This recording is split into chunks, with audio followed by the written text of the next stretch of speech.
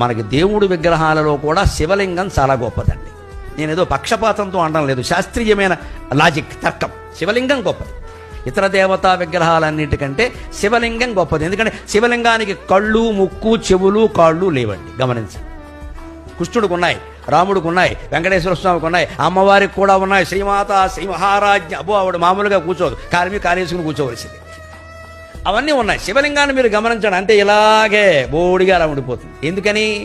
అందు మీద నీళ్లు పోసినా జారిపోతాయి, పాలు పోసినా జారిపోతాయి, క్షీరాభిషేకం, తేనె పోసినా జారిపోతుంది, మధువుతో అభిషేకం, పళ్ళరసాలు పోసినా జారిపోతాయి, అన్నీ జారిపోతాయి. అంటే శివుడు ఏం చెబుతున్నాడు?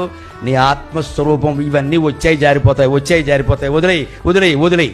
మాట వచ్చింది పోతుంది, చూపు వచ్చింది పోతుంది, వినికిడి వచ్చింది పోతుంది, స్పృహ వచ్చింది పోతుంది, అన్నీ పోతాయి. లింగం రూపంలో, శివుడి రూపంలో నువ్వు ఒక్కడవే మిగులుతావు. అదే చిదానంద రూప శివోహం శివోహం.